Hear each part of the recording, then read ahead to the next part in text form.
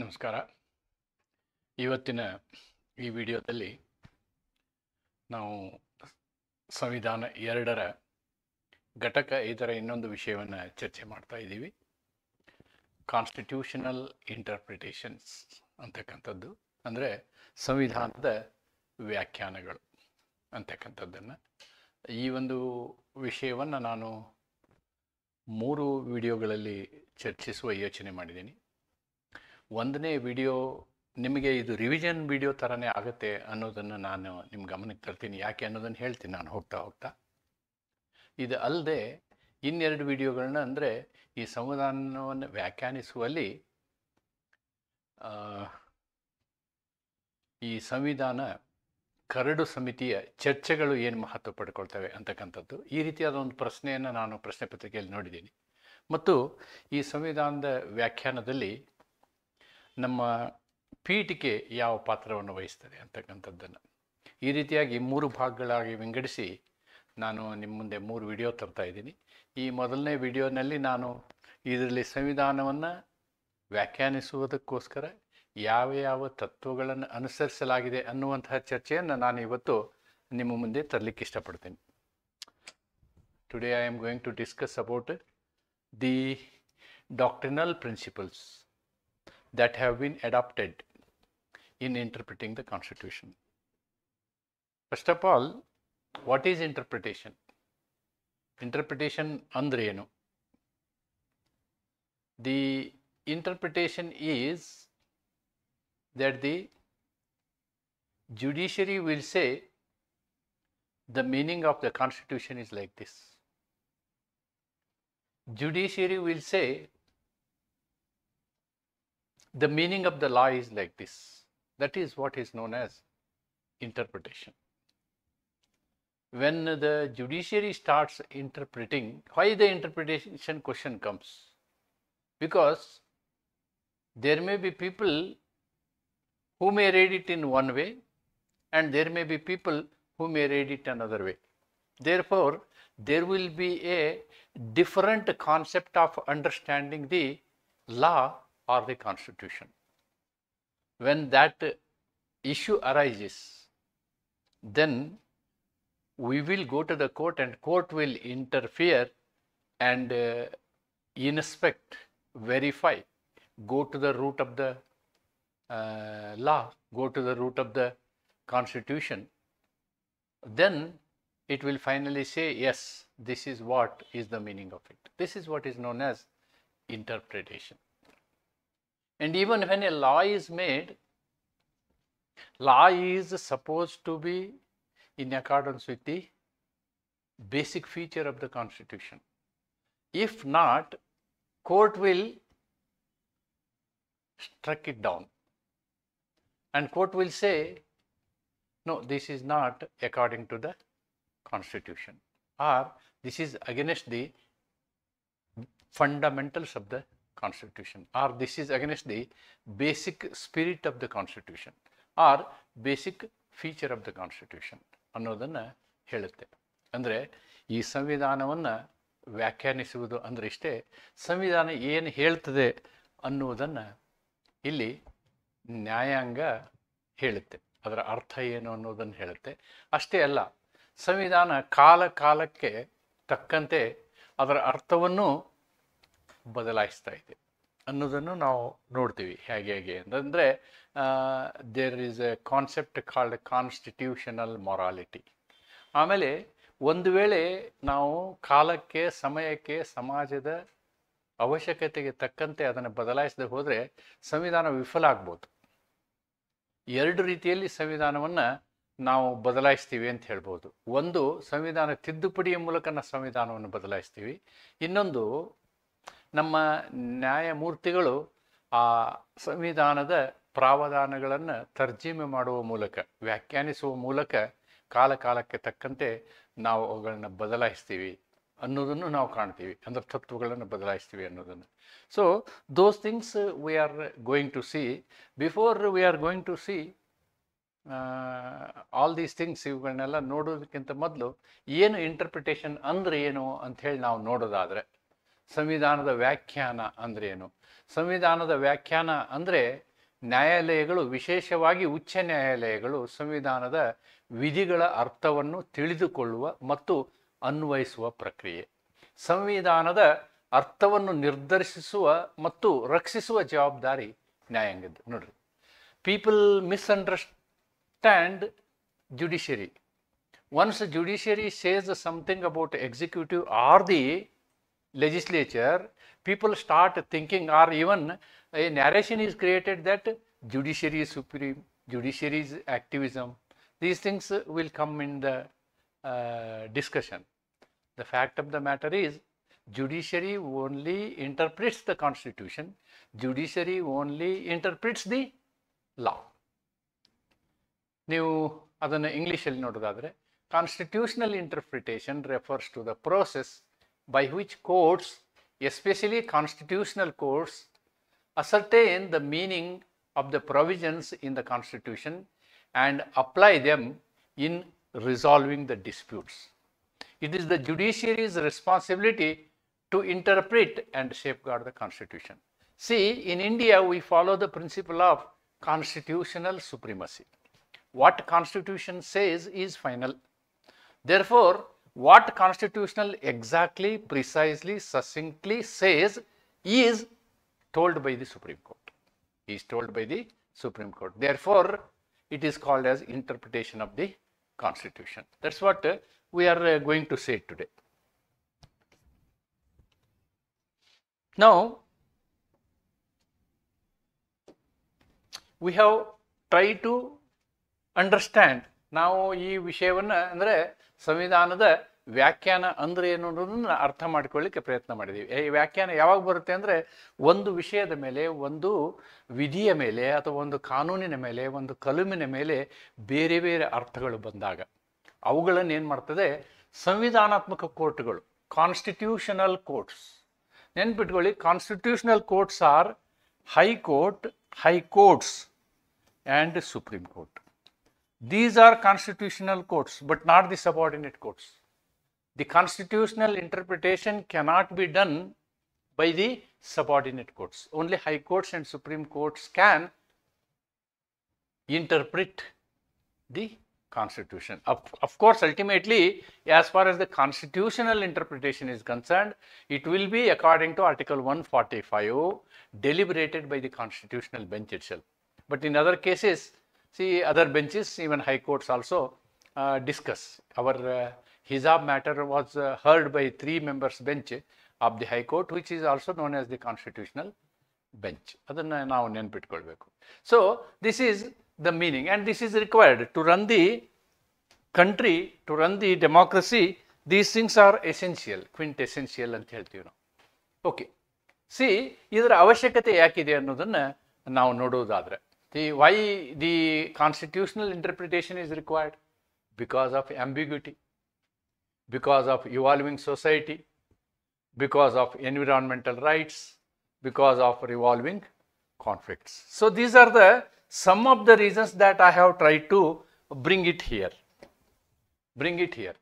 The question of amendment comes when there is a confusion, which is known as ambiguity. Many constitutional provisions are broad or unclear. No, ಅಸ್ಪಷ್ಟತೆ, ಯಾವುದೇ ಒಂದು ಈ ಸಂವಿಧಾನಾತ್ಮಕ ಪ್ರಾವಧಾನದಲ್ಲಿ ಸ್ಪಷ್ಟತೆ ಇಲ್ಲದೆ ಹೋದಂತಹ ಸಂದರ್ಭದಲ್ಲಿ ಅನೇಕ ಸಂವಿಧಾನ ವಿಧಿಗಳು ವಿವರವಾಗಿಲ್ಲ ಅಥವಾ ಅರ್ಥವಾಗದಂತಿವೆ.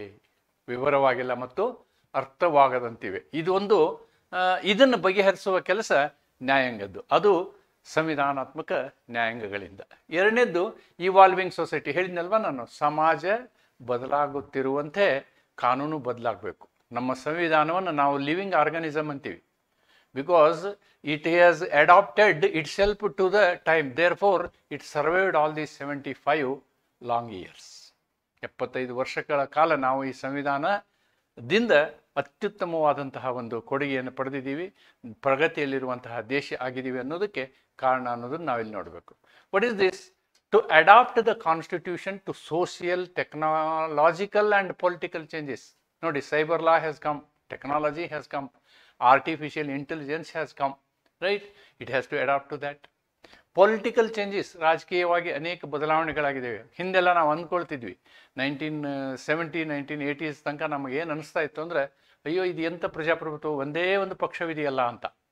ಈಗ ಹಾಗೆ ಆಗಿಲ್ಲ, ಪೊಲಿಟಿಕಲ್ ಪಾರ್ಟಿಗಳು ಬದಲಾಗ್ತಾ ಇದ್ದಾವೆ. ಆಮೇಲೆ ಸಾಮಾಜಿಕ ಬದಲಾವಣೆ ಆಗ್ತಾ ಇದೆ, social changes, so many social changes.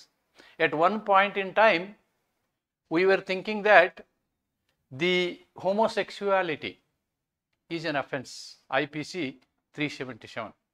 But after the invention of science, a new word is carved out, sexual orientation. So sexual orientation is not only heterogeneous, sexual orientation is also homogeneous. It is not only unheterogeneous, it inclines to homogeneous. That is the research, latest research. Therefore Navtesh Singh Johar has come. Then enforcement of rights. While enforcing the rights, interpretation is required and resolving the conflicts. ನಾನು ಹೇಳಿದ್ನಲ್ಲ, ಒಂದೇ ಒಂದು ವಿಷಯದ ಮೇಲೆ ಎರಡು ಅಭಿಪ್ರಾಯಗಳು ಉಂಟಾದಾಗ ಅದನ್ನು ಬಗೆಹರಿಸುವಂತಹ ಕೆಲಸ. For example DPSP versus fundamental rights, Champakam Dorairajan. That was actually tilted on one side, but ultimately in Minerva Mills we told both are complementary to each other. So these are all the interpretations. See, if we want to see it in Kannada, ಸಮಾಜದ ಬದಲಾವಣೆಗಾಗಿ ನಮಗೆ ಇದರ ಅವಶ್ಯಕತೆ ಇದೆ. ಸಮಾಜದ ಬದಲಾವಣೆಗೆ ಕಾಲಾನುಸಾರವಾಗಿ ಬದಲಾವಣೆಗೆ ಹೊಂದಿಕೊಳ್ಳಬೇಕು ಸಂವಿಧಾನ. ಆ ರೀತಿ ನಾವು ಅದನ್ನು ವ್ಯಾಖ್ಯಾನಿಸಬೇಕಾಗ್ತದೆ. ಜಡ್ಜ್ಗಳು ಆ ರೀತಿಯಾದಂತಹ ವ್ಯಾಖ್ಯಾನವನ್ನು ಮಾಡಬೇಕಾಗ್ತದೆ. ನಾನು ಕೇಸ್ಗಳು ಬಂದಾಗ ಹೇಳ್ತೀನಿ, ನಾನು ಅಧಿಕಾರಗಳ ವ್ಯಾಖ್ಯಾನ, ಸಂವಿಧಾನದ ಅಧಿಕಾರಗಳು ಸರಿಯಾಗಿ ಬಳಸಲಾಗುತ್ತಿರುವುದನ್ನು ಖಚಿತಪಡಿಸಲು, the powers should be exercised properly, ಮೂಲಭೂತ ಹಕ್ಕುಗಳ ರಕ್ಷಣೆಗಾಗಿ ಮತ್ತು ವಿಧಿಗಳ ಮಧ್ಯೆ ಇರುವ ಘರ್ಷಣೆಗಳನ್ನು ಬಗೆಹರಿಸಲು, ಕಾನ್ಫ್ಲಿಕ್ಟ್, ಕೆಲವೊಂದು ಏನು ವಿಧಿಗಳು ಕಾನ್ಫ್ಲಿಕ್ಟ್ನ, ಈಗ ಇನ್ನೊಂದು ಕಾನ್ಫ್ಲಿಕ್ಟ್ ಇವಾಗ ಕ್ರಿಯೇಟ್ ಆಗಿದೆ. Article 361 says the president and the governor have discretionary power. Then in state of Tamil Nadu versus governor of Tamil Nadu, this question is raised by the government now. Executive has raised this question. When that discrimination is with me, how can the court direct that I should sign the bill? And there is a time limit. These things are questioned under Article 143. Okay. So these are all, even 143 is interpretation, 142 is exercising the power to interpret the constitution. All these things we will be seeing. These are the necessities, ಅವಶ್ಯಕತೆ. ಯಾಕೆ ನಮಗೆ ಸಂವಿಧಾನವನ್ನು ವ್ಯಾಖ್ಯಾನಿಸುವುದು ಅವಶ್ಯಕ ಇದೆ ಅನ್ನೋದನ್ನು ನಾವು ಈ 4 ಕಾರಣಗಳಿಂದ ನೋಡ್ಬೋದು. ನಂಬರ್ 1 ಅಸ್ಪಷ್ಟತೆ, ನಂಬರ್ 2 ಸಮಾಜದ ಬದಲಾವಣೆ, ನಂಬರ್ 3 ಅಧಿಕಾರಗಳ ವ್ಯಾಖ್ಯಾನ, ನಂಬರ್ 4 ಮೂಲಭೂತ ಹಕ್ಕುಗಳನ್ನು ಅನ್ವಯಿಸುವುದು ಅಂದರೆ ಜಾರಿಗೆ ತರುವುದು ಮತ್ತು ವಿಧಿಗಳಲ್ಲಿರ್ತಕ್ಕಂತಹ ಘರ್ಷಣೆಗಳನ್ನು ಬಗೆಹರಿಸುವುದು ಅಂತಕ್ಕಂಥ ಈ ಎಲ್ಲ ಪಾರ್ಟ್ಗಳನ್ನು ನಾವು ನೋಡ್ಬೋದು. ಇವು ವ್ಯಾಖ್ಯಾನಿಸುವುದಕ್ಕೆ ಅವಶ್ಯಕತೆ ಇರತಕ್ಕಂತಹ ಒಂದು ಏನು ಅವಶ್ಯಕತೆ, the necessity. Now how the court will approach to an issue. Let us take a hypothetical case. There is a constitutional amendment or there is a law enacted. When a law enacted, the presumption of the court is that law is constitutional. It is the other party that has to prove that law is unconstitutional. It is the other party that has to prove the amendment is against the basic structure of the constitution. Normally, judiciary will take a presumption that whatever is done by legislature is as per constitution. That is the presumption. Initially judge will believe like that, judge will propose like that. No. Then it is up to the party contesting it to convince the judge by his arguments, by his substantiations, by his evidences, by his precedences. All these things have to happen. Adharinda, see, to know all this, the judiciary will use certain methods to interpret. What are the methods? Approaches. Here, number 1, the method is literal rule. What is literal rule? What is written, that is ultimately decided. What is written, that is the law. That is called literal rule. Gives the words their ordinary plain meaning. Ordinary plain meaning. Ordinary plain ಮೀನಿಂಗಲ್ಲಿ ಏನು ಹೇಳುತ್ತೆ ಅದನ್ನೇ ನಾವು ಏನು ಮಾಡಬೇಕು, interpret ಮಾಡಬೇಕು ಅಂತಕ್ಕಂಥದ್ದು ಇದು ಒಂದು ತತ್ವ. ಇದಕ್ಕೆ ಲಿಟ್ರಲ್ ರೂಲ್ ಅಂತೀವಿ. We have used this ruling in Golaknath versus state of Punjab. ಏನು Golaknath versus state of Punjab? Golaknath ಪ್ರಕರಣದಲ್ಲಿ ಮೂಲಭೂತ ಹಕ್ಕುಗಳನ್ನು ಕಸಿದುಕೊಳ್ಳುವಂತಹ, ಕಡಿತಗೊಳಿಸುವಂತಹ ಯಾವುದೇ ಕಾನೂನನ್ನು ಮಾಡಿದರೂ ಕೂಡ ಅದು ಸಾಮಾನ್ಯ ಕಾನೂನಾಗಿರಲಿ, ಸಂವಿಧಾನ ತಿದ್ದುಪಡಿಯೇ ಆಗಿರಲಿ, ಅದನ್ನು ಅನುಚ್ಛೇದ 13ರ ಪ್ರಕಾರ ಅಸಿಂಧು ಎಂದು ಘೋಷಿಸಲಾಗುತ್ತದೆ. No one can tinker the fundamental rights. ಯಾವುದೇ ಅಧಿಕಾರಿಗಳು, ಯಾವುದೇ ಅಧಿಕಾರ ಸ್ತಂಭ, ಅದು ಲೆಜಿಸ್ಲೇಟಿವ್ ಇರಲಿ, ಎಕ್ಸಿಕ್ಯೂಟಿವ್ ಇರಲಿ, ಯಾರೂ ಕೂಡ ಮೂಲಭೂತ ಹಕ್ಕುಗಳನ್ನು ತಿದ್ದುಪಡಿ ಮಾಡಲು ಸಾಧ್ಯವೇ ಇಲ್ಲ ಅಂತಕ್ಕಂಥ ಒಂದು ನಿರ್ಧಾರವನ್ನು ಇಲ್ಲಿ ಬಂತು. Because literally they have read, literally they have read article 13. What article 13 says? Whatever rules, regulations, ordinances, statutes done by the legislature, if they are encroaching the fundamental rights, they will be declared void. ಯಾವುದೇ ಒಂದು ನಿಯಮ, ಅಧಿನಿಯಮ, ಕಾನೂನು ಇವೇನಿದಾವಲ್ಲ, ಇವು ಎಲ್ಲವನ್ನು ಸಂವಿಧಾನದ ಮೂಲಭೂತ ಹಕ್ಕಿಗೆ ಏನಾದರೂ ಅದು ಧಕ್ಕೆ ಕೊಡುವಂತಿದ್ದರಲ್ಲಿ ಅವನು ಶೂನ್ಯ ಎಂದು ಘೋಷಿಸಲಾಗುವುದು ಅಂತ ಹೇಳಿದರು. ಆದರೆ ಅನುಚ್ಛೇದ 368ರಲ್ಲಿ ಏನು ಹೇಳ್ತೀವಿ ನಾವು? ಸಂವಿಧಾನದ ಯಾವುದೇ ವಿಧಿಯನ್ನು ತಿದ್ದಬಹುದು ಅಂತ ಹೇಳ್ತೀವಿ. ಆದರೆ ಅಲ್ಲಿ ಅವ್ರು ಏನು ಮಾಡಿದ್ರು, ಅಲ್ಲೊಂದು ಪ್ರೊಸೀಜರ್ ಅಂತಕ್ಕಂಥ ಶಬ್ದ ಬರೆದಿದ್ರು, ಪ್ರೊಸೀಜರ್ ಟು ಅಮೆಂಡ್ ಕಾನ್ಸ್ಟಿಟ್ಯೂಷನ್ ಅಂತ. ಅದಕ್ಕೆ ಗೋಲಕ್ನಾಥ್ ಪ್ರಕರಣದಲ್ಲಿ ನಿಮಗೆ ಸಂವಿಧಾನ ತಿದ್ದು ಮಾಡೋಕ್ಕೆ ಅಲ್ಲಿ ಪ್ರೊಸೀಜರೇ ಹೇಳಿದ್ದಾರೆ ಹೊರತು ನಿಮಗೆ ಅಲ್ಲಿ ಅಧಿಕಾರ ಕೊಟ್ಟಿಲ್ಲ ಅಂತ ಹೇಳಿದರು. ಯಾವುದು? ಗೋಲಕ್ನಾಥ್ ಪ್ರಕರಣದಲ್ಲಿ. ಆಮೇಲೆ ಮಾಡುವಂಥ ನೀವು ತಿದ್ದುಪಡಿ ಎಲ್ಲಿ ಮಾಡ್ತೀರಿ? ರೆಸಿಡ್ಯೂಯಲ್ ಪವರ್ ಇದೆಯಲ್ಲ ನಿಮಗೆ, ಲಿಸ್ಟ್ 1ನಲ್ಲಿ ರೆಸಿಡ್ಯೂಯಲ್ ಪವರ್ ಇದೆ, ಅಂದರೆ ಉಳಿಕೆ ಅಧಿಕಾರ. ಆ ಉಳಿಕೆ ಅಧಿಕಾರವನ್ನು ಉಪಯೋಗಿಸ್ಕೊಂಡು ನೀವು ತಿದ್ದುಪಡಿ ಮಾಡ್ತೀರಿ. ಅಲ್ಲಿ ತಿದ್ದುಪಡಿಗೆ ಅಧಿಕಾರವನ್ನು ಕೊಟ್ಟಿಲ್ಲ. ಅಂದರೆ that is all literally they have interpreted the whole thing. But in Keshavananda Bharati, Golaknath was overruled. Right? That is to give the example of literal interpretation, I am giving the example of Golaknath. Now let us come to the second concept, golden rule. Second concept is golden rule. What is golden rule? Let us see. Golden rule modifies the literal meaning to avoid absurdity. To avoid absurdity. Nodi. For example,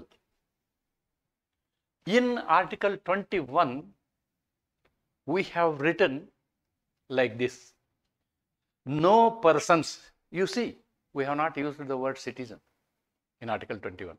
No person's life and personal liberty cannot be taken away without the procedure established by law. That is the verbatim of Article 21. ಅಂದರೆ ಅನುಚ್ಛೇದ 21ರಲ್ಲಿ ನಾವೇನು ಹೇಳಿದೀವಿ ಅಂದರೆ, ಕಾನೂನಿನಲ್ಲಿ ಅಳವಡಿಸಲಾದ ಪ್ರಕಾರಗಳನ್ನು ಹೊರತುಪಡಿಸಿ ಯಾವುದೇ ವ್ಯಕ್ತಿಯ ಜೀವ ಅಥವಾ ವ್ಯಕ್ತಿ ಸ್ವಾತಂತ್ರ್ಯ, ಅಭಿವ್ಯಕ್ತಿ ಸ್ವಾತಂತ್ರ್ಯವನ್ನು ಮೊಟಕುಗೊಳಿಸುವ ಹಾಗಿಲ್ಲ ಅಂತ ಹೇಳಿದೆ ಅದರಲ್ಲಿ. ಆದರೆ ಅಲ್ಲಿ ಏನಾಗಿದೆ, ಕಾನೂನು ಅಂತ ಮಾತ್ರ ಹೇಳಿದ್ದೀವಿ ನಾವು, ಕಾನೂನು ಅಂತ ಮಾತ್ರ ಹೇಳಿದ್ದೀವಿ. ಎಂಥ ಕಾನೂನು? If it is a draconian law, if it is a law which is not protecting the fundamental rights at all, then what to do? So that was the absurdity. That absurdity continued in case of A.K. Gopalan in 1951, continued in case of A.D.M. Jabalpur versus Shivkant Shukla up to 1975, but that was rectified in 1978 in Maneka Gandhi case. What Maneka Gandhi case said? Even if the law is there, okay, fine, but we will see whether the law is to protect the citizen. If the law is good or law is bad. If the law is bad, then we will tinker the law also. That is what is golden rule. That is what is golden rule. See, in A.K. Gopalan, he tried, A.K. Gopalan case, he tried that I cannot be just like that retained. ಅವನು communist party leader ಆಗಿದ್ದ, ಅವನು arrest ಮಾಡಿ ಇಡ್ತಿದ್ರು. ಅವನು ಹೇಳ್ದ, ನನಗೆ 19(1) C 19(1) D ಇವೆಲ್ಲ ಹರಣ ಆಗಿದೆ, 19(1) G ಹರಣ ಆಗಿದೆ, ನನ್ನ ಜೀವನ ಏನು ಮಾಡ್ಕೊಳಕ್ಕಾಗ್ತಾ ಇಲ್ಲ, ಅದಕ್ಕೆ ಆರ್ಟಿಕಲ್ 19 ಮತ್ತು 21 ಲಿಂಕ್ ಮಾಡಿ ಆವಾಗ ನನಗೆ ಫ್ರೀಡಮ್ ಸಿಗ್ತದೆ ಅಂತ. They said no, 91 is different, 21 is different. That's all they have told.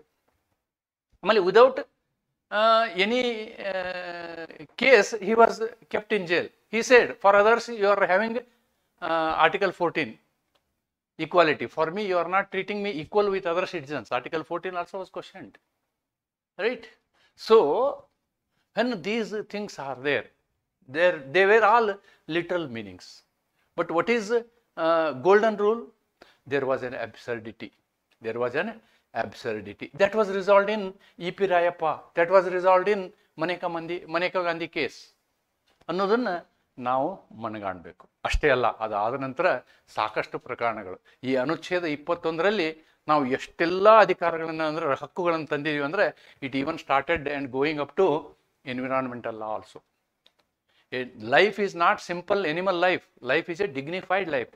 You should get good environment. M.C. Mehta versus Union of India, William Gasley case, and Taj Trapezium case, then Mussoorie mining case.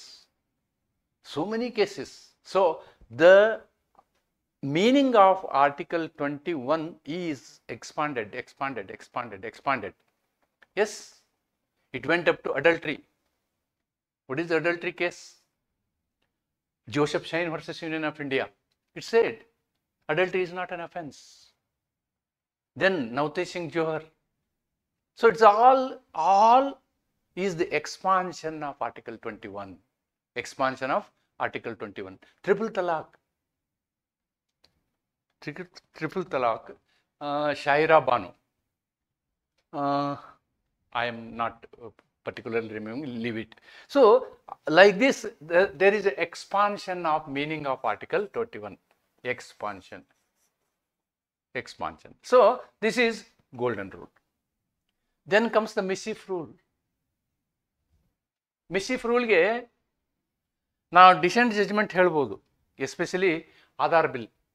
Aadhar bill was passed as a money bill, and in that our retired Chief Justice, when he was a judge, he has given a dissent judgment. A dissent judgment was such that it is a fraud on constitution, they have told. Fraud on constitution. Sometimes what happens is the law plays a mischief. Focus is on the problem. Mischief. Law intends to fix. ಕೆಲವೊಮ್ಮೆ ಏನಾಗುತ್ತೆ ಅಂದರೆ ಕಾನೂನನ್ನು ಹೆಂಗೆ ಮಾಡಿರ್ತಾರೆ ಅಂದರೆ there will be a hidden agenda. They will make a law. What cannot be done directly, they will try to do it indirectly. Or the law itself is mischievous, so that will be removed. Then purposive interpretation. Then progressive interpretation. What is purposive interpretation? This is what I am telling you. What is purposive interpretation ಅಂದರೆ ಏನಾಗುತ್ತೆ ಅಂತಂದರೆ, they will look at the article, they will look at the law, whatever it is. ನೀವು ಆರ್ಟಿಕಲ್ನು interpret ಮಾಡ್ಬೋದು, ಕಾನೂನನ್ನು interpret ಮಾಡ್ಬೋದು. You can interpret the act also, you can interpret the constitutional provision also.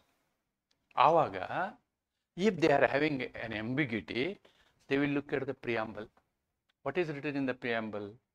Then they will look at the constitutional debates, assembly debates, CAD, constitutional assembly debates. What was the discussion? Ultimately what they have decided.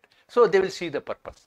By going to those things, they will see the purpose. Then they will understand the purpose from all those sources, and then they will decide. That is purposive interpretation, which you can quote Keshavananda Bharati. You can quote Keshavananda Bharati. How ultimately is basic structure is written in our constitution? It was not written. What is written? Article 368 is written. What is Article 368? Article 368 says any article in the constitution can be amended. Then the argument went, it was a 13 members bench, and months together argument was there. And you see, against the on behalf of Keshavananda, Nani Palkewala, the great legal luminary of India, was arguing. And finally he said, sir, you can amend anything, everything. Power is given by the Constitution. Can you, the power given by the Constitution, can you use that power to destroy the Constitution itself? For example, you will delete all the articles and write one article. From tomorrow onwards, there is a president's rule. Is it possible? This question was asked to the Supreme Court at that time, and Supreme Court realized that point. In a 7-6 ratio judgment, the concept of basic structure theory has come. They have agreed. Amendment 24 is okay. Golaknath is overruled. Fine. Amendment 24 says any article can be amended. Yes, agreed. You can amend any article, but only one thing is, the amendment should not hit the basic feature of the Constitution. ನೀವು ಯಾವುದೇ ತಿದ್ದುಪಡಿಯನ್ನು ಮಾಡಿ ಆ ತಿದ್ದುಪಡಿ ಸಂವಿಧಾನದ ಮೂಲ ತತ್ವಕ್ಕೆ ಧಕ್ಕೆ ತರುವಂತಾಗಿರಬಾರದು. ಒಂದು ವೇಳೆ ಸಂವಿಧಾನದ ಮೂಲ ತತ್ವಕ್ಕೆ ಅದು ಧಕ್ಕೆ ತರುತ್ತೆ ಎನ್ನುವುದಾದರೆ ನಾನು ಅದನ್ನು ಮರುಪರಿಶೀಲಿಸಿ ಅದನ್ನು ಸಂವಿಧಾನಕ್ಕೆ ವಿರುದ್ಧವಾಗಿದೆ ಅಂತ ಹೇಳುವಂತಹ ಅಧಿಕಾರವನ್ನು ಹೊಂದಿದ್ದೇನೆ. That is what is basic structure theory. Basic structure ಥಿಯರಿಯ ಮೇಲೆ ನನ್ನೊಂದು ವಿಡಿಯೋ ಇದೆ. In detail it is there. It is better if you want to see that, you can observe that. Anyhow, exam time is there. I don't want to divert it to you, but at least this principle you should remember at this time. This is purposive interpretation. Ultimately, ನಮ್ಮ ಉದ್ದೇಶ ಏನು? ಸಂವಿಧಾನದ ಧ್ಯೇಯೋದ್ದೇಶಗಳನ್ನು ರಕ್ಷಿಸಿಕೊಂಡು ಹೋಗುವಂಥದ್ದು. ಗ್ರಾನ್ವಿಲೆ ಅಷ್ಟೇನು ಹೇಳ್ತಾರೆ, in our constitution there are two parts, part 3 and part 4. Part 3 is fundamental right, part 4 is social right, directive principles of state policy. They are the conscience of the Constitution ಅಂತ ಹೇಳ್ತಾರೆ ಅವರು. He has written 2 books, beautiful books. The Cornerstone of Indian Constitution ಅಂತ ಒಂದು, working of the constitution ಅಂತ ಒಂದು, 2 ಪುಸ್ತಕ ಬರೆದಾರೆ. ಬಹಳ ಚೆನ್ನಾಗಿದೆ, ಎಲ್ಲರೂ ಓದಬೇಕು. ಬಹಳ ಚೀಪಾಗಿ ಸಿಗ್ತದೆ ಪುಸ್ತಕಗಳು, ನಿಮಗೆ ಆನ್ಲೈನಲ್ಲಿ ಸಿಗ್ತದೆ. ಈ ಎಕ್ಸಾಮ್ ಮುಗಿದ ಮೇಲೆ ನೀವು ಅದನ್ನು ಓದಬೇಕು. ಓದಲೇಬೇಕಾದಂಥ ಪುಸ್ತಕ. ಯಾಕಂದರೆ ಕಾನ್ಸ್ಟಿಟ್ಯೂಷನಲ್ ಅಸೆಂಬ್ಲಿ ಡಿಬೇಟ್ನ ಕಂಪ್ಲೀಟ್ ಓದೋಕ್ಕಾಗಲ್ಲ. ಆದರೆ ಗ್ರಾನ್ವಿಲೆ ಅಷ್ಟೇನು ಏನು ಮಾಡಿದ್ದಾರೆ ಅಂದರೆ, ಅದು ಎಲ್ಲವನ್ನು ಓದಿ ಅವ್ರದ್ದೇ ಆದ ಒಂದು ಅಭಿಪ್ರಾಯವನ್ನು ನಿಸ್ಪೃಹವಾಗಿ ಬರೆದಿದ್ದಾರೆ. ಭಾಳ ಚೆನ್ನಾಗಿದೆ ಓದುವಂಥ ಪುಸ್ತಕ. He says fundamental rights and the DPSP R the conscious of the constitution. ಅಂದರೆ ಸಂವಿಧಾನದ ಏನು ಹೇಳ್ತೀವಿ ನಾವು, ಮನಸ್ಸು, ಸಂವಿಧಾನದ ಮನಸ್ಸು ಅಂತ ಏನು ಹೇಳ್ತೀವಿ, ಅದು ಆಗಿದೆ ಅಂತ ಹೇಳ್ತಾರೆ. ಅಂದರೆ they should not fight each other, they should work supplementing each other ಅಂತ ಹೇಳಿ, ಒಂದು ಇನ್ನೊಂದನ್ನು ಪುರಸ್ಕರಿಸುತ್ತ ಕೆಲಸ ಮಾಡಬೇಕು ಅಂಥೇಳಿ ಕೇಶವಾನಂದ ಭಾರತಿ ಹೇಳ್ತಾರೆ. ಅದಕ್ಕೆ ಪರ್ಪಸಿವ್ ಇಂಟರ್ಪ್ರಿಟೇಷನ್ ಅಂತ ಹೇಳ್ತೀವಿ ನಾವು. Here it was a literal, Golaknath was a literal interpretation, Kesavananda was a purposive interpretation. ನೆನ್ಪಿಟ್ಕೊಳ್ಳಿ. ಇದನ್ನು ನೀವು ಬೇಸಿಕ್ ಸ್ಟ್ರಕ್ಚರ್ ಥಿಯರಿಯಲ್ಲಿ ನಾನು 2 ಕೇಸನ್ನು ವಿವರವಾಗಿ ಚರ್ಚೆ ಮಾಡಿದ್ದೀನಿ, ನೀವು ಅಲ್ಲಿ ನೋಡ್ಬೋದು. Then progressive interpretation. ಪ್ರೋಗ್ರೆಸಿವ್ ಇಂಟರ್ಪ್ರಿಟೇಷನ್ಗೆ ನಾನಿಲ್ಲಿ ನವತೇಜ್ ಸಿಂಗ್ ಜೋಹರ್ ಒಂದೇ ಕೇಸನ್ನು ಕೊಟ್ಟಿದ್ದೀನಿ. ನಾಟ್ ಓನ್ಲಿ ನವತೇಜ್ ಸಿಂಗ್ ಜೋಹರ್, ಒಂದು Joseph Shine, 2 Sabarimala case, young Indian lawyers Kerala, something is there, Sabrimala case. Then Shahira Banu case or triple talaq case.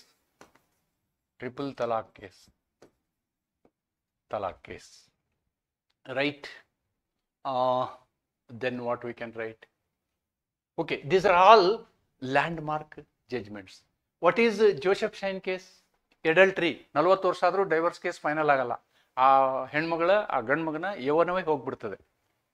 Right. You know, our fundamentalist we have not written a word that is happiness. In American constitution, in fundamental rights, one word is happiness of man ಅಂತ. Happiness of man. Now we have got our societal conditions, that word we have not used. But in Joseph Shine, adultery was declared as unconstitutional, against the constitutional morality ಅಂತ ಹೇಳ್ತೀವಿ ನಾವು. It is against the constitutional morality ಅಂತ ಹೇಳ್ತೀವಿ. Then that is that Shabarimalai, no, womanhood, you are irrespective, you are not giving respect to the woman. ಮಹಿಳೆಗೆ ಆ ಶಬರಿಮಲೆಯಲ್ಲಿ entry ಇಲ್ಲ. But ನಾವು ಎಷ್ಟು ಧಾರ್ಮಿಕವಾಗಿ ಗಟ್ಟಿದ್ದೀವಿ ಅಂದರೆ ಕೇಸ್ ಪ್ರಕರಣ ಬಂದು 10 ವರ್ಷ ಆದ್ರೂ ಇವಾಗ ಯಾವ ಹೆಣ್ಮಕ್ಳು ಶಬರಿಮಲೆಗೆ ಹೋಗೋದಿಲ್ಲ. ಅಂದರೆ ಧರ್ಮದ ವಿಷಯದಲ್ಲಿ ನಾವು ಅಷ್ಟು ನಂಬ್ಕೊಂಡಿದ್ದೀವಿ. ಬಟ್ ಅವರೇ ಯಾರೋ ಕೇಳಿದರು, ನನಗೆ ಈಕ್ವಲ್ ಅಪಾರ್ಚುನಿಟಿ ಬೇಕು, article 14 your, so it was given. Triple talaq ನೋಡಿ, 3 ಸಲ ತಲಾಕ್ ಅಂದ್ಬಿಟ್ರೆ ಅವಮ್ಮ ರಸ್ತೆಗೆ ನಿಲ್ಲಬೇಕು. So all these cases and sexual orientation ನಾನು ಹೇಳಿದ್ನೆಲ್ಲ ನವತೇಜ್ ಸಿಂಗ್ ಜೋಹರ್. ಇವೆಲ್ಲ ಏನಂದರೆ ಪ್ರೋಗ್ರೆಸಿವ್ ಇಂಟರ್ಪ್ರಿಟೇಷನ್, ಅಭಿವೃದ್ಧಿಕರವಾದಂತಹ ವ್ಯಾಖ್ಯಾನಗಳು. ಅಂದರೆ ಅವತ್ತಿನ ದಿವಸ ನಮ್ಮ ಪರಿಸ್ಥಿತಿ ಹಂಗಿತ್ತು, ಸಮಾಜದ ಪರಿಸ್ಥಿತಿ ಹಂಗಿತ್ತು, ಅವತ್ತು ಓಕೆ. ಆದರೆ ಇವತ್ತು ಸಮಾಜ ಬದಲಾಗಿದೆ, ಸೈನ್ಸು ಎಲ್ಲವನ್ನು ಕಂಡು ಹಿಡಿದಿದೆ. ಆದ್ದರಿಂದ ಹೋಮೋಸೆಕ್ಸುವಾಲಿಟಿ ಈಸ್ ಆಲ್ಸೋ ಲೀಗಲಿ ಪರ್ಮಿಟೆಡ್ ಅನ್ನೋದನ್ನು ನಾವು ನವತೇಜ್ ಸಿಂಗ್ ಜೋಹರಲ್ಲಿ ಹೇಳಿದ್ದೀವಿ. ಈ ಎಲ್ಲ ಪ್ರಕರಣಗಳನ್ನ, ಅಂದರೆ ಈ ತತ್ವಗಳನ್ನು ನೀವು ಪರೀಕ್ಷೆಯಲ್ಲಿ ಬರೀಬೇಕಾಗ್ತದೆ. All these principles are used in our interpretation, constitutional interpretation. ಅದನ್ನೇ ಇಲ್ಲಿ ಕನ್ನಡದಲ್ಲಿ ಹೇಳಿದ್ದೀನಿ ನಾನು. ಕನ್ನಡದಲ್ಲಿ ಐ ಹ್ಯಾವ್ ಟೋಲ್ಡ್ ಪದಶಃ ಅರ್ಥ, ಸುವರ್ಣ ನಿಯಮ, ಮಿಸ್ಚೀಫ್ ನಿಯಮ, ಉದ್ದೇಶಪೂರ್ವಕ ವ್ಯಾಖ್ಯಾನ, ಪ್ರಗತಿಪರ ವ್ಯಾಖ್ಯಾನ. ಇದನ್ನೇ ನಾನು ಮತ್ತೊಂದು ಸಲ ನಿಮಗೆ ಎಕ್ಸ್ಪ್ಲೇನ್ ಮಾಡುವಂಥದ್ದು ಅವಶ್ಯಕತೆ ಇಲ್ಲ ಅನಿಸ್ತೀನಿ. ನಾನು ವಿವರವಾಗಿ ಇದನ್ನೆಲ್ಲ ಎಕ್ಸ್ಪ್ಲೇನ್ ಮಾಡಿದ್ದೀನಿ. ಆದ್ದರಿಂದ I will just skip this and go to next this one. If you want you can have a screenshot of this, right? Then application Heydon's rule. Why I have written this ನೋಡಿ, ಇಲ್ಲಿ ಯಾವುದು ಉದ್ದೇಶಪೂರ್ವಕ ವ್ಯಾಖ್ಯಾನ ಅಲ್ಲ. Mischief rule, here also it is there, mischief rule. Mischief rule ಅಂದ್ರೆ ಏನು ಅನ್ನೋದಕ್ಕೆ I have taken one case where mischief rule was interpreted. ಅದು very interesting case that I want to discuss with you. ಏನು case? This Haydn's application was in different rule. Haydn's application was in a different case. But ಅದಕ್ಕೆ ಆ ರೂಲನ್ನು ಉಪಯೋಗ ಮಾಡಿ ಒಂದು interesting ಪ್ರಕರಣ ಇದೆ, English ಪ್ರಕರಣ. ಏನು ಪ್ರಕರಣ ಇದನ್ನು ನೋಡಿ. The court used the mischief rule to interpret a law intended to prevent solicitation by prostitutes in public. ನೋಡಿ, here there was a law. There was a law in England. What is that law? Prostitutes should not call the customers standing on the road. That is the law. What prostitute was doing? She was standing in the balcony and calling. So what is the law? Don't stand in the road and call. So the rule was used by mischief, by the prostitutes. Okay, that is the condition. ಅಂದರೆ ಇಲ್ಲಿ ವೇಶ್ಯೆಯರು ರಸ್ತೆಯಲ್ಲಿ ನಿಂತು ಗಿರಾಕಿಗಳನ್ನು ಕರೀಬಾರ್ದು ಅನ್ನುವಂಥ ಕಾನೂನಿತ್ತು. ಆದರೆ ಆ ವೇಶ್ಯೆಯರ ಆ ಕಾನೂನನ್ನು ಬಳಕೆ ಮಾಡಿಕೊಂಡ ವಿಧಾನ ಅದನ್ನು ನೋಡೋಣ. Okay, even though the solicitation happened from a balcony, not technically in the street, the court ruled that it fell within the mischief the law aimed to prevent. ನೋಡಿ, ನೀವು ಬಾಲ್ಕನಿಯಲ್ಲಿ ಕರೆದ್ರೂ ಅದು ರಸ್ತೆಯಲ್ಲಿ ಕರೆದಂಗೆ ಅಂತ ಓದಬೇಕು. ನೀವು ಬಾಲ್ಕನಿಯಲ್ಲಿ ಗಿರಾಕಿಗಳನ್ನ ಕರೆದರೂ ಕೂಡ ಅದನ್ನು ನೀವು ರಸ್ತೆಯಲ್ಲಿ ಕರೆದಿರುವ ಹಾಗೆ ಓದಬೇಕು ಅನ್ನೋದು ಮಿಸ್ಚೀಫ್ ರೂಲ್ನ ಸರಿ ಮಾಡುವಂಥದ್ದು. Otherwise what was the rule? The rule was don't call the customers standing in the road. So they did not stand in the road. They stood on the balcony and then they were calling. That was the usage of mischief provisions in the rule. So court said, even standing in the balcony, you cannot call. It is, even if you call from the balcony, it will be read as calling from the street. That is the concept. Mischief rule ke example hai. In India, courts often rely on mischief rule when there is ambiguity, when there is particularly on social legislation, constitutional interpretation, like interpreting Article 21 in Menaka Gandhi. Nanu ade helidnalva, in Menaka Gandhi case how it is interpreted anta.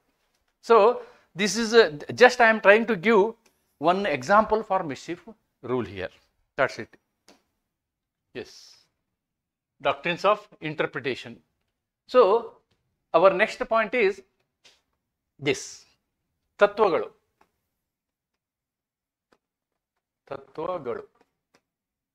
ಏನು ತತ್ವಗಳು? ವ್ಯಾಖ್ಯಾನಿಸುವ ತತ್ವಗಳು. What are all the doctrines? ನಾನು ಇವನ್ ಯಾವುದು explain ಮಾಡುವ ಅವಶ್ಯಕತೆ ಇಲ್ಲ. ಇಲ್ಲಿರ್ತಕ್ಕಂಥ ಎಲ್ಲ ತತ್ವಗಳಿಗೂ ಒಂದೊಂದು ಸಪ್ರೇಟ್ ವಿಡಿಯೋ ಇದೆ ನಂದು. You can just go to those videos and see everything in detail. I can only briefly explain here for the purpose of our today's class. The first one is basic structure theory. I have already explained. Parliament cannot alter the fundamental features of the constitution as told in Keshavananda Bharati. Doctrines of harmonious construction. All parts of the constitution should be interpreted in the manner that makes them effective. S.R. Bommai versus Union of India. What is harmonious construction? What is harmonious construction? If there is a fight between the legislative wings of state and the center, then there will be a conflict. In such conflicts, court will apply the concept of harmonious construction, samanvaya ವ್ಯಾಖ್ಯಾನ. ಅದು ಮಾಡುವಾಗ ಏನು ಮಾಡುತ್ತೆ?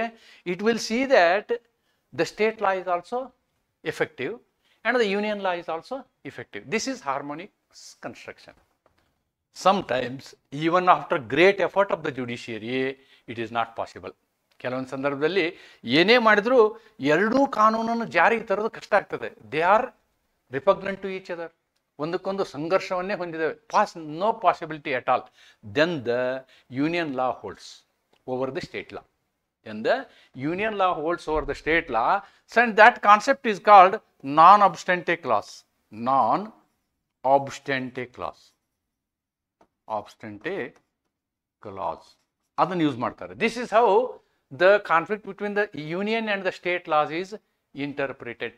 Then doctrine of pith and substance. RMDC case. FN Balsara case. FN Balsara, doctrine of pith and substance. Doctrine of severability nu ಬರಿಬಹುದು ನೀವು. RN Balsara is for severability. Okay, pith and substance. These doctrines you can write. What is pith and substance? When a law is made, that law, see for example, you have done a law in union list. Incidentally, somewhere it may fall on the state list also. It may fall on the state list also. Then incidentally, not this one. One West Bengal case is there. I think if you see my videos, you will appreciate that point. I don't remember the citation. The citation is like this. They have made a law on giving loans. And incidentally, it went to the provision of pronote. Pronote is a union subject. Loan is a state subject. Then the central government started, no, they have encroached my area. Then the Supreme Court interpreted that it is as a pith and substance, the law is constitutional. Incidentally, it encroached, not the purpose. This is called pith and substance doctrine. All these doctrines I am telling you, you have got a separate video. They will help you not only writing the interpretation, they will write you in answering unit 1. Unit 1, especially legislative relation. ನಿಮಗೆ legislative ರಿಲೇಷನ್ನಲ್ಲಿ ಪ್ರಶ್ನೆ ಪತ್ರಿಕೆಗಳಲ್ಲಿ ಇವನು ಒಂದೊಂದು ಸಪ್ರೇಟಾಗಿ short note ಕೇಳ್ತಾರೆ. ಆದ್ದರಿಂದ ಆ ವಿಡಿಯೋಗಳನ್ನು ನೀವು ನೋಡ್ಕೊಳ್ಳೋದು ಬಹಳ ಒಳ್ಳೆಯದು ಅಂತ ಹೇಳ್ತೀನಿ. ಇಲ್ಲಿರ್ತಕ್ಕಂಥ ಈ ಡಾಕ್ಟ್ರಿನ್ಗಳನ್ನು ನೀವು ಯೂಸ್ ಮಾಡಬೇಕು. Doctrine of ಸೆವರಬಿಲಿಟಿ. Doctrine of ಸೆವರಬಿಲಿಟಿ 434. Doctrine of ಸೆವರಬಿಲಿಟಿ. ಇಲ್ಲಿ ಬಲ್ಸಾರಾನು ಬರುತ್ತೆ, RMD ಚಂಬರ್ವಾಲಾ ಕೇಸು ಬರುತ್ತೆ. ಡಾಕ್ಟ್ರಿನ್ ಆಫ್ ಸೆವರಬಿಲಿಟಿನ ನಾನು ವಿವರ ಮಾಡಿದ್ದೀನಿ. RMD ಚಂಬರ್ವಾಲಾ ಪ್ರಕರಣದಲ್ಲಿ ಏನಾಗಿರುತ್ತೆ ಅಂತಂದರೆ, ಇಲ್ಲಿ ಕರ್ನಾಟಕದಲ್ಲಿ ಬೆಂಗಳೂರಲ್ಲಿ ನಾವು ಪೇಪರ್ ಹೊಡಿಸ್ತಾ ಇರ್ತಾನೆ. ಅವನ ಪೇಪರು ಏನಾಗುತ್ತೆ, ಮುಂಬೈನಲ್ಲಿ ಸರ್ಕ್ಯುಲೇಟ್ ಆಗುತ್ತೆ. ಮುಂಬೈನಲ್ಲಿ ಅದೊಂದು ಗೇಮ್ ಇರುತ್ತೆ, ಆ ಗೇಮ್ ಆಡ್ತಿರ್ತಾರೆ ಅವರು. ಆದ್ದರಿಂದ RMD ಚಂಬರ್ವಾಲಾಗೆ ಲಾಭ ಬರುತ್ತೆ. ಅದಕ್ಕೆ ಅವರು ಟ್ಯಾಕ್ಸ್ ಹಾಕ್ತಾರೆ. ಬಟ್ ಟ್ಯಾಕ್ಸ್ ಅವ್ರು ಎಲ್ಲಿ ಹಾಕಬೇಕು? ಮಹಾರಾಷ್ಟ್ರದಲ್ಲಿ ಹಾಕಬೇಕು. ಇವನು ಪೇಪರ್ ಇರೋದು ಕರ್ನಾಟಕದಲ್ಲಿ. ಹಿ ಚಾಲೆಂಜ್ ಇಸ್ ದ್ಯಾಟ್. ಏನಂತ, ನನಗೆ ಈ ರೀತಿ ಬರೋದಿಲ್ಲ ಅಂಥೇಳಿ. ಸೊ ಆ ಕೇಸ್ಗೂ ಇದು ಯೂಸ್ ಆಗುತ್ತೆ. It comes to that also. That is territorial nexus. You can use that case for territorial nexus also, and severability also, whether the law can be severed, right? Then doctrine of eclipse. Idanu madidini nanu, doctrine of eclipse. I am not going to explain this case here. What is doctrine of eclipse? I will tell you in a simple manner. It is particularly for pre-constitutional issues. Pre-constitutional issues ಏನು ಅಂತಂದರೆ, ಈಗ ಅದಕ್ಕೊಂದು case law ಇದೆ. May be this because ಈ case only. ಏನು case ಅಂತಂದರೆ, ಮೊದಲು ಸ್ವಾತಂತ್ರ್ಯ ಬರೋಕ್ಕಿಂತ ಮೊದಲು ಪ್ರೈವೇಟ್ ಟ್ರಾನ್ಸ್ಪೋರ್ಟ್ಗೆ ಪರ್ಮಿಷನ್ ಇರಲಿಲ್ಲ. Only state was having A transport permit. ಆವಾಗ ನಮಗೆ ಏನಾಯಿತು, ಸಂವಿಧಾನ ಬಂದ ಕೂಡಲೇ 19(1) ಬಂತು. 19(1) ಏನು ಬಂದು ಏನು ಹೇಳುತ್ತೆ, ನೀವು ಯಾವುದೇ ವ್ಯಾಪಾರ ಬಿಸ್ನೆಸ್ ಮಾಡ್ಬೋದು. ಆವಾಗ ಪ್ರೈವೇಟ್ನವರು ಟ್ರಾನ್ಸ್ಪೋರ್ಟ್ ಶುರು ಮಾಡಿದರು. ಏನು, ಪಬ್ಲಿಕ್ ಟ್ರಾನ್ಸ್ಪೋರ್ಟ್ಗಳನ್ನ, ಜನರ ಹತ್ತಿಸ್ಕೊಂಡು ಓಡಾಡುವಂಥ ಟ್ರಾನ್ಸ್ಪೋರ್ಟ್ ಶುರು ಮಾಡಿದರು. ಆವಾಗ ಮೊದಲಿದ್ದಂಥ ಲಾ ಏನಾಯಿತು, ಅದು ಎಕ್ಲಿಪ್ಸ್ ಆಯಿತು. ಮತ್ತೆ ಸ್ವಲ್ಪ 4-5 ವರ್ಷ ಆದಮೇಲೆ ಸಂವಿಧಾನಕ್ಕೆ ತಿದ್ದುಪಡಿ ಮಾಡಿದರು. 1906 ಒಂದು ತಿದ್ದುಪಡಿ ಮಾಡಿದ್ರು. ಏನು ತಿದ್ದುಪಡಿ, ಯಾವುದೇ ಕೆಲವು ರೂಟಲ್ಲಿ ನಾವು ರಾಜ್ಯಗಳು ಮೊನೊಪೊಲಿ ಬಿಸ್ನೆಸ್ ಮಾಡ್ಬೋದು, ಟ್ರಾನ್ಸ್ಪೋರ್ಟ್ ಬಿಸ್ನೆಸ್ ಮೊನೊಪೊಲಿ ಮಾಡ್ಬೋದು ಅಂತ. ಅವಾಗ ಏನಾಯಿತು, ಎಲ್ಲಿ ಮೊನೊಪೊಲಿ ಮಾಡೋಕ್ಕೆ ಅವರು ಕಾನೂನು ಮಾಡಿದ್ರು, ಅಲ್ಲಿ ತಿರ್ಗಾ ಇವರು ಪ್ರೈವೇಟ್ನವರು ಇದು ಓಡಿಸೋ ಹಾಗಿಲ್ಲ. This is what is the situation. ಅದಕ್ಕೆ ಏನು ಹೇಳ್ತೇವೆ ನಾವು, ಡಾಕ್ಟ್ರಿನ್ ಆಫ್ ಎಕ್ಲಿಪ್ಸ್ ಅಂತ ಹೇಳ್ತೀವಿ. Then doctrine of colourable legislation. ನೋಡಿ, ಯಾವುದನ್ನು ನೇರವಾಗಿ ಮಾಡಲು ಸಾಧ್ಯವಿಲ್ಲವೋ ಅದನ್ನು ಪರೋಕ್ಷವಾಗಿ ಮಾಡಲು ಸಾಧ್ಯವಿಲ್ಲ. ಡಾಕ್ಟ್ರಿನ್ ಆಫ್ ಲೆಜಿಸ್ಲೇಷನ್, ಇದ್ರ ಮೇಲೆ ಇದನ್ನು ಕೂಡ ನಾನು ಡಿಟೇಲ್ ಪಾಠ ಮಾಡಿದ್ದೀನಿ. Doctrine of legislation I have done a detail video is there. You just go through and see the video. Sometimes the government may not be able to, may not be having a power to make law. It will use its existing list, and through that indirectly it will come and make a law. So that is called colorable legislation. ಈ colorable legislation ಅನ್ನ, ಈ ಶಬ್ದವನ್ನ, ಇದಕ್ಕೆ fraud on constitution ಅಂತಾರೆ. Fraud on constitution. Recent Aadhaar ಕಾನೂನು ಮಾಡಿದಾರಲ್ವಾ, ಆ ಕಾನೂನನ್ನು ಕೂಡ ಈ ಡಿಸೆಂಟ್ ಜಜ್ಮೆಂಟ್ ಇದೆ ಚಂದ್ರಚೂಡ್ ಅವ್ರದ್ದು, ಆ ಜಜ್ಮೆಂಟಲ್ಲಿ ಹೇಳಿದ್ದೇನೆ ಕಲರೇಬಲ್ ಲೆಜಿಸ್ಲೇಷನ್ ಅಂತ ಹೇಳ್ತಾರೆ. ಮೆಜಾರಿಟಿ ಜಜ್ಮೆಂಟ್ ಹೇಳಿಲ್ಲ, ಆಧಾರ್ ಈಸ್ ಕಾನ್ಸ್ಟಿಟ್ಯೂಷನಲ್ ಅಂತ ಹೇಳಿದರು. ಮೈನಾರಿಟಿ ಜಜ್ಮೆಂಟ್ ಆ ರೀತಿ ಹೇಳುತ್ತೆ. ಯಾಕೆಂದ್ರೆ ಅವರು ಆಧಾರ್ ಬಿಲ್ಲನ್ನು ಮನಿ ಬಿಲ್ ಆಗಿ ಪಾಸ್ ಮಾಡ್ತಾರೆ. So that is the issue. Then doctrine of prospective overruling. This is in Golaknath case. This was used in the Golaknath case. Golaknath ಕೇಸಲ್ಲಿ ಏನಾಗುತ್ತೆ ಅಂದರೆ, ನೀವು ಬೇಸಿಕ್ ಸ್ಟ್ರಕ್ಚರ್ ಥಿಯರಿ ನೋಡಿ, ಎಲ್ಲಿನೂ ಕೂಡ ನಾನು ಸಾಕಷ್ಟು ಅದನ್ನು ವಿವರಣೆ ಮಾಡುವಂಥದ್ದಿಲ್ಲ. ಹಿಂದಿನ 2 ಕೇಸ್ಗಳು ಬರ್ತವೆ. ಗೋಲಕ್ನಾಥ್ಗಿಂತ ಮೊದಲು ಒಂದು Shankari Prasad, second case is Sajjan Singh. Shankari Prasad versus state of Punjab, Sajjan Singh versus state of Rajasthan ಪ್ರಕರಣದಲ್ಲಿ ಏನಾಗುತ್ತೆ ಅಂತಂದರೆ, ಈ ಭೂ ಸುಧಾರಣೆ ಕಾಯ್ದೆಗಳಿಂದ ಶ್ರೀಮಂತರ ಜಮೀನನ್ನು ಕಿತ್ತುಕೊಳ್ಳುವಂಥದ್ದನ್ನು ಅದು ಸರಿ ಇದೆ, ಸೋಷಿಯಲ್ ಜಸ್ಟಿಸ್ ಕೊಡೋದಕ್ಕೆ ಅದು ಸರಿ ಇದೆ ಅಂತ ಹೇಳ್ತಾರೆ. ಆದರೆ ಇವರೆಲ್ಲ ಹೋಗಿದ್ದೇನು, ನಮ್ಮ ಅನುಚ್ಛೇದ 19(1) ಹಾಳಾಗಿದೆ ಅಂತ ಹೋಗಿದ್ರು ಇವರು. 19(1) what is F, then plus article 31, ಇವುಗಳ ವೈಲೇಷನ್ ಆಗಿದೆ ಅಂತ ಹೇಳಿ ಇವರೆಲ್ಲ ಶ್ರೀಮಂತರು ಜಮೀನ್ದಾರರು ಕೋರ್ಟ್ಗೆ ಹೋಗಿದ್ರು. ಆದರೆ 2 ಪ್ರಸಂಗದಲ್ಲಿ ಒಪ್ಪಿರಲಿಲ್ಲ. 1951 ಒಂದು ಸಲ, 1965 ಸಜ್ಜನ್ ಸಿಂಗ್ ಕೇಸಲ್ಲಿ ಅದು ಒಪ್ಪಿರಲಿಲ್ಲ. ಆದರೆ ಏನಾಗುತ್ತೆ ಅಂತಂದರೆ, ಅದು ಗೋಲಕ್ನಾಥ್ ಕೇಸಲ್ಲಿ ಇದನ್ನು ಅಫೆಲ್ಡ್ ಮಾಡಿಬಿಡ್ತಾರೆ. ಏನು, ಫಂಡಮೆಂಟಲ್ ರೈಟ್ಸ್ನ ಯಾವುದೇ ಕಾರಣಕ್ಕೂ ನೀವು ಕರ್ಟೇಲ್ ಮಾಡೋಕ್ಕಾಗಲ್ಲ. You cannot alter. ಇದಕ್ಕೇನು ಮಾಡಿದರು, 31A ಮಾಡಿದರು, 31B ಮಾಡಿದರು, ಮತ್ತು ಶೆಡ್ಯೂಲ್ 9 ಮಾಡಿದರು. ಯಾವುದೇ ಕಾನೂನು ಶೆಡ್ಯೂಲ್ 9 ಇಟ್ಬಿಟ್ರೆ ಅದು ಸುಪ್ರೀಂ ಕೋರ್ಟು ಹೈಕೋರ್ಟು ಅದನ್ನು ಮರುಪರಿಶೀಲನೆ ಮಾಡೋಂಗಿಲ್ಲ ಅಂತ ಮಾಡಿದರು. Therefore the parliament to that extent was superior than constitution ಆಗಿಬಿಟ್ಟಿತ್ತು.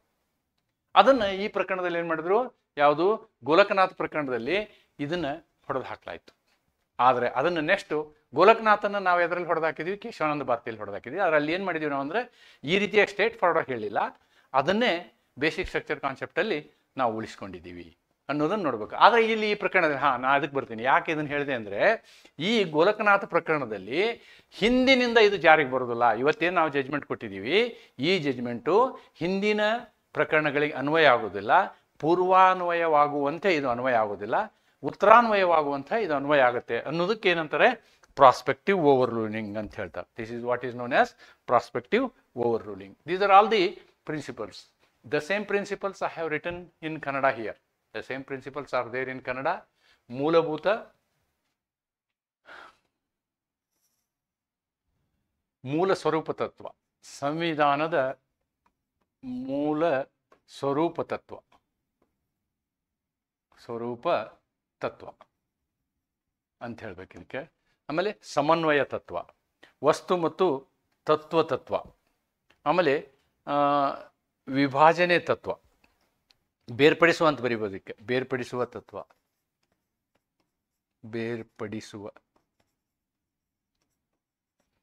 ಅಂತ ಹೇಳ್ಬೋದು. ಆಮೇಲೆ ಇದಕ್ಕೆ ನೀವೆಂತ ಗ್ರಹಣ ತತ್ವ, ಇದಕ್ಕಿಂತ ನೀವು ಗ್ರಹಣ ತತ್ವ, ಬಣ್ಣದ ಕಾನೂನು, ಭವಿಷ್ಯ ಪೂರಕ ತೀರ್ಪು ತತ್ವ. Okay, these are all certain things. I have cited certain case laws here. Keshwananda Bharti, establishment of basic structure. Golaknath held that fundamental rights cannot be amended. Discuss ಮಾಡಿದ್ದೀನಿ. Minerva Mills case ನೋಡಿ, ಇದು this is actually harmonious construction. This is what is balanced fundamental rights and directive principles. In Maneka Gandhi expanded the scope of Article 21. ಹೇಳಿದ್ನಲ್ಲ ನಿಮಗೆ right to life. Then I.R. Kohilo, judicial review applies to laws in 9th schedule also post Keshwananda. Post Keshwananda ಅಂದ್ರೆ 1973, I think 23rd April 1973ಗೆ judgment ಬಂತು. Judgment ಬಂದ ನಂತರದ ಎಲ್ಲ ಪ್ರಕರಣಗಳಲ್ಲೂ ಕೂಡ ನೀವು 9th ಶೆಡ್ಯೂಲಲ್ಲಿ ಏನು ಕಾನೂನು ಒಯ್ದಿಟ್ರು ನಾವು ಅದನ್ನು ಮರುಪರಿಶೀಲನೆ ಮಾಡ್ತೀವಿ ಅಂತ. ಎಸ್ ಆರ್ ಬೊಮ್ಮಾಯಿ ನೋಡಿ, ಸೆಕ್ಯುಲರಿಸಮ್. ಆಮೇಲೆ ಎಸ್ ಆರ್ ಬೊಮ್ಮಾಯಿ ಏನು ಮಾಡಿದೆ ಅಂದರೆ ಇವತ್ತು ರಾಜ್ಯ ಸರ್ಕಾರಕ್ಕೆ ಒಂದು ಸ್ಥಿರತೆಯನ್ನು ತಂದಿದೆ. ಇಲ್ಲಾಂದರೆ ಕೇಂದ್ರದಲ್ಲಿ ಯಾವುದೇ ಸರ್ಕಾರ ಇರಲಿ, ರಾಜ್ಯದಲ್ಲಿ ಅಪೋಸಿಟ್ ಸರ್ಕಾರಕ್ಕೆಲ್ಲ ಅವರು ರಾಷ್ಟ್ರಪತಿ ಆಡಳಿತವನ್ನು ಜಾರಿ ಮಾಡುವಂಥದ್ದಿತ್ತು, ಅದೆಲ್ಲ ಹೋಯಿತು. Then I have discussed decriminalised homosexuality, that's what I have told.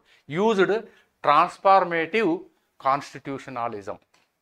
Okay, so ಈ ಎಲ್ಲ ಪ್ರಕರಣಗಳನ್ನು ನೀವು ಸೈಟೇಷನ್ ಮಾಡ್ಬೋದು ಅಂಥೇಳಿ ನಾನು ಇಲ್ಲಿ ಹೇಳಲಿಕ್ಕೆ ಇಷ್ಟಪಡ್ತೀನಿ. ದಿಸ್ ಇಸ್ ಆಲ್ ಅಬೌಟ್ ಅದೇ ಪ್ರಕರಣಗಳನ್ನು ಕನ್ನಡದಲ್ಲಿ ಬರೆದಿದ್ದೀನಿ. I don't think I have to explain them again. Right? Then what is modern approach?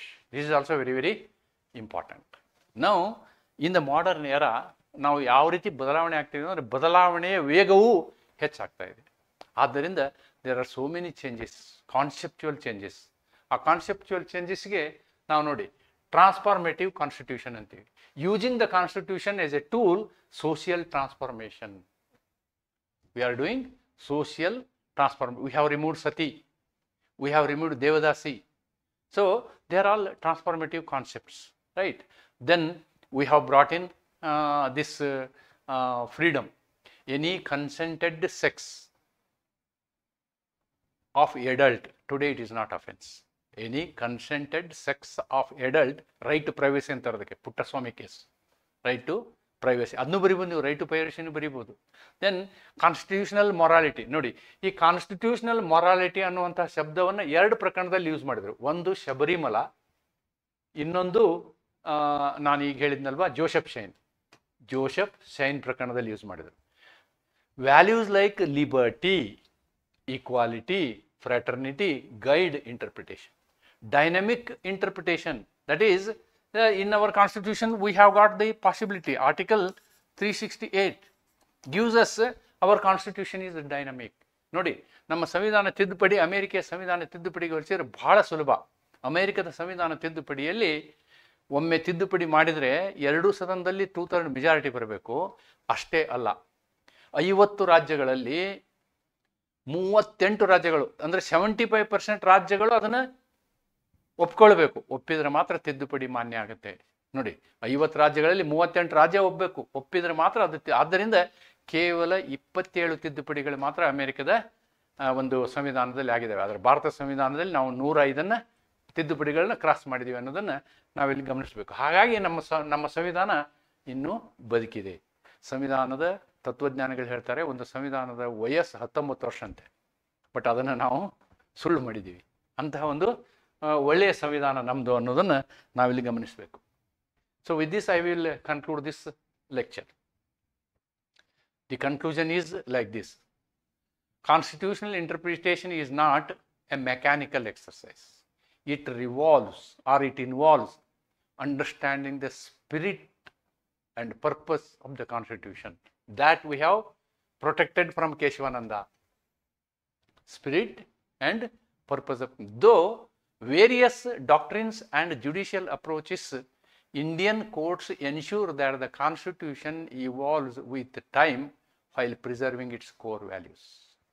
ನೋಡಿ, ನಾವು ನಮ್ಮ ಸಂವಿಧಾನ ಸಮಯಕ್ಕೆ ಹೊಂದಿಕೊಂಡು, ಸಮಾಜಕ್ಕೆ ಹೊಂದಿಕೊಂಡು, ತಾನು ತನ್ನನ್ನು ಪರಿವರ್ತನೆ ಮಾಡಿಕೊಳ್ಳುವ ರೀತಿಯಲ್ಲಿ ನಮ್ಮ ಸಂವಿಧಾನದ ವ್ಯಾಖ್ಯಾನವನ್ನು ನಮ್ಮ ನ್ಯಾಯಾಂಗ ಮಾಡ್ತಾ ಇರುವುದು ಬಹಳ ಮಹತ್ವದ ಕೆಲಸ. ಆದರೆ ಕೆಲವೊಂದು ಶಕ್ತಿಗಳು ಈ ಸಂವಿಧಾನದ ಸ್ವಾಯತ್ತತೆಯನ್ನು ಕಿತ್ತುಕೊಳ್ಳುವಂತಹ ಪ್ರಯತ್ನವನ್ನು ಮಾಡ್ತಾ ಇದ್ದಾರೆ. NJAC ಪ್ರಕರಣ, ಆ NJAC ಹೋಯ್ತು, ಇವಾಗ ಹೊಸ ಹೊಸ ಪ್ರಯತ್ನಗಳು ನಡೀತಾ ಇದ್ದಾವೆ. ಅವು ಎಲ್ಲವೂ ಆಗಬಾರ್ದು. ಭಾರತದ ಇವತ್ತಿನ 75 ವರ್ಷಗಳ ನಮ್ಮ ಪ್ರಗತಿ ಸಂವಿಧಾನದಿಂದ ಮಾತ್ರ ಆಗಿದೆ, ಆ ಸಂವಿಧಾನದ ಪ್ರಾವಧಾನಗಳಿಂದ ಮಾತ್ರ ಆಗಿದೆ, ನಮ್ಮ ನ್ಯಾಯಾಂಗದಿಂದ ಮಾತ್ರ ಆಗಿದೆ ಅನ್ನೋದನ್ನು ನಾವು ಯಾವತ್ತಿಗೂ ಮರಿಬಾರ್ದು. That we should not complacent on that. ಏನೋ ಬಿಡಿ ಇರ್ಬೋದು, ನಮ್ಮ ಉಪರಾಷ್ಟ್ರಪತಿ ಹೇಳೋದೇ ಸರಿ ಇರ್ಬೋದು ಅಂತ. ನೋಡಿ, ಉಪರಾಷ್ಟ್ರಪತಿಗಳು ಹೇಳೋದು ನಮ್ಮ ಶಾಸಕಾಂಗ ಸುಪ್ರೀಂ ಅಂತ. ಆದರೆ ಇಲ್ಲಿ ಶಾಸಕಾಂಗ, ಕಾರ್ಯಾಂಗ, ನ್ಯಾಯಾಂಗ ಯಾವೂ ಸುಪ್ರೀಂ ಅಲ್ಲ. ಎಲ್ಲ ಒಂದು ಇನ್ನೊಂದನ್ನು ಏನು ಮಾಡ್ತವೆ? ನಿಯಂತ್ರಿಸ್ತವೆ. ಯಾವುದು ಸುಪ್ರೀಂ ಅಂದರೆ ಸಂವಿಧಾನ. ಆ ಸಂವಿಧಾನ ಸುಪ್ರೀಂ ಇರಬೇಕು ಅಂತಂದರೆ ಅದು ಬರೀ ಕೋಡ್ ಬುಕ್ ಆಗಿರಬಾರ್ದು, ಅದಕ್ಕೆ ಜೀವ ಇರಬೇಕು ಅಂತಂದರೆ ಅದರಲ್ಲಿ ಏನೇನು ತೊಂದರೆಗಳನ್ನು ಬರ್ತವೆ ಆ ತೊಂದರೆಗಳನ್ನು ಸರಿ ಮಾಡುವಂಥ ಕೆಲಸ ನ್ಯಾಯಾಂಗ ಮಾಡ್ತದೆ. ಮೇಲ್ನೋಟಕ್ಕೆ ನ್ಯಾಯಾಂಗ ಸುಪ್ರೀಂ ಅಂತ ಅನಿಸ್ಬೋದು. ನೋ, ನ್ಯಾಯಾಂಗ ಸಂವಿಧಾನದ ತತ್ವಗಳನ್ನು ಎತ್ತಿ ಹಿಡಿಯುವ ಕೆಲಸವನ್ನು ಸದಾಕಾಲ ಮಾಡುವಂತಹ ಒಬ್ಬ ಸೈನಿಕ. The judiciary is the Sentinel of constitution ಅಂತ ಹೇಳ್ತಾರೆ.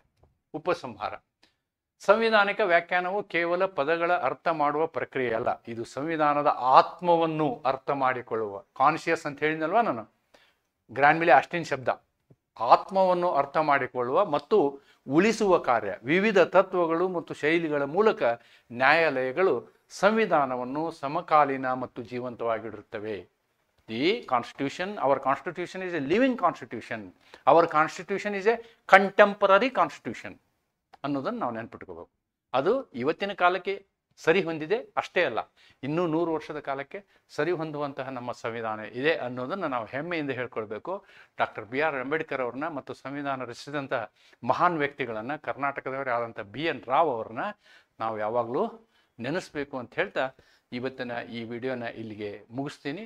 ಈ ವಿಡಿಯೋ ನಿಮ್ಮ ಪರೀಕ್ಷೆಯಲ್ಲಿ ಕಾನ್ಸ್ಟಿಟ್ಯೂಷನಲ್ ಇಂಟರ್ಪ್ರಿಟೇಷನ್ ಬರೆಯುವುದಕ್ಕೆ ಸಹಾಯ ಆಗ್ತದೆ ಅಂತ ಹೇಳ್ತಾ, ಇದರ ಜೊತೆಗೆ ನಾನೇನು ತತ್ವಗಳನ್ನು ಇಲ್ಲಿ ಚರ್ಚೆ ಮಾಡಿದ್ದೀನಿ ಇವಕ್ಕೆ ಒಂದೊಂದೇ ಆದ ಬೇರೆ ಬೇರೆ ವಿಡಿಯೋಗಳಿದ್ದಾವೆ. ಒಂದು ಸಲ ಆ ವಿಡಿಯೋಗಳನ್ನು ಮತ್ತು ಅದರಲ್ಲಿ ಹೇಳಿದಂತಹ ಪ್ರಕರಣಗಳ ತರ್ಜುಮೆಯನ್ನು ನೀವು ಅರ್ಥ ಮಾಡಿಕೊಳ್ಳಿ. ನಿಮಗೆ ಆ ಪ್ರಶ್ನೆಗೂ ಉತ್ತರ ಮಾಡ್ಬೋದು, ಯೂನಿಟ್ 1ನಲ್ಲಿ ಆನ್ಸರ್ ಮಾಡ್ಬೋದು, ಯೂನಿಟ್ 5ನಲ್ಲಿ ಆನ್ಸರ್ ಮಾಡ್ಬೋದು ಅಂತಕ್ಕಂಥದ್ದನ್ನು ಹೇಳ್ತಾ, ಇದರ ನಂತರ 2 ವಿಡಿಯೋ ನಿಮ್ಮ ಮುಂದೆ ತರ್ತೀನಿ. ಅದರಲ್ಲಿ ಒಂದು ವಿಡಿಯೋ ಸಂವಿಧಾನ ಕರಡು ಸಮಿತಿಯ ಚರ್ಚೆಗಳಿದಾವಲ್ಲ ಅವುಗಳನ್ನು ನ್ಯಾಯಾಂಗ ಯಾವ ರೀತಿ ಉಪಯೋಗ ಮಾಡಿಕೊಳ್ತು, ಯಾವುದಕ್ಕೆ? ನ್ಯಾಯಿಕ ವ್ಯಾಕರಣಕ್ಕೆ, ಸಂವಿಧಾನಿಕ ವ್ಯಾಕರಣಕ್ಕೆ. ಸಂವಿಧಾನಿಕ ವ್ಯಾಕರಣ ಯಾವ ರೀತಿ ಅಂದರೆ that question has come in the question paper. That's why I am discussing it separately. Similarly, how the preamble is helping the judiciary in interpreting the constitution. ಸಂವಿಧಾನವನ್ನು ವ್ಯಾಖ್ಯಾನಿಸುವಲ್ಲಿ ನಮ್ಮ ಪೀಠಿಕೆಯ ಪಾತ್ರವೇನು ಅಂತಕ್ಕಂಥ ಒಂದು ವಿಡಿಯೋನ ನಿಮ್ಮ ಮುಂದೆ ತರ್ತೀನಿ. ಶಾರ್ಟ್ ನೋಟ್ಸ್ಗೆ ಆ ಪ್ರಶ್ನೆಗಳು ಬರ್ಬೋದು ಅಂತ ಹೇಳ್ತಾ ಇವತ್ತಿನ ಈ ವಿಡಿಯೋನ ಇಲ್ಲಿ ಕೊನೆಗೊಳಿಸ್ತೀನಿ. ಇದು ನನ್ನ ಇನ್ನೊಂದು ಹೆಮ್ಮೆಯ ವಿಷಯ ಮತ್ತು ನನಗೆ ಖುಷಿ ಕೊಡುವಂಥ ವಿಷಯ. ಇವತ್ತು ನಾನು ನಿಮ್ಮ ಮುಂದೆ ತರ್ತಕ್ಕಂಥ ವಿಡಿಯೋ ಇದೆಯಲ್ಲ, ಇದು ನನ್ನ 200ನೇ ವಿಡಿಯೋ. ಅದ್ರ ಜೊತೆಗೆ ನಿಮಗೆ ಹೇಳಲಿಕ್ಕೆ ಇಷ್ಟಪಡ್ತೀನಿ, 90,000 ವ್ಯೂಗಳು ನನ್ನ ಈ ಒಂದು ವಿಡಿಯೋ ಚಾನಲ್ಗೆ ಆಗಿದ್ದಾವೆ. ಅಲ್ಲದೆ 2225 ಚಂದಾದಾರರು ನಮ್ಮ ಈ ಒಂದು ವಿಡಿಯೋಗೆ ಆಗಿದ್ದಾರೆ ಅನ್ನುವಂಥ ಸಂತಸದ ಸುದ್ದಿಯನ್ನು ನಿಮ್ಮೊಂದಿಗೆ ಹಂಚಿಕೊಂಡು ನಾವು ಈ ವಿಡಿಯೋನ ಇಲ್ಲಿ ಮುಕ್ತಾಯಗೊಳಿಸ್ತೀನಿ. ಈ ವಿಡಿಯೋ ನಾನು ಕನ್ನಡ ಮಾಧ್ಯಮದ ವಿದ್ಯಾರ್ಥಿಗಳ ಅನುಕೂಲಕ್ಕಾಗಿ ಮಾಡ್ತಿರ್ತಕ್ಕಂತಹ ಪ್ರಯತ್ನ. ಆದ್ದರಿಂದ ಇದು ಇನ್ನೂ ಹೆಚ್ಚು ಎತ್ತರಕ್ಕೆ ಬೆಳೆಸುವಂತಹ ಒಂದು ಆಸೆ ನನ್ನದಿದೆ. ಅದಕ್ಕೆ ನಿಮ್ಮೆಲ್ಲರ ಸಹಕಾರ ಬೇಕು ಅಂತ ಹೇಳ್ತಾ ನನ್ನ ಇವತ್ತಿನ ವಿಡಿಯೋ ಮುಗಿಸ್ತೀನಿ. ನಮಸ್ಕಾರ.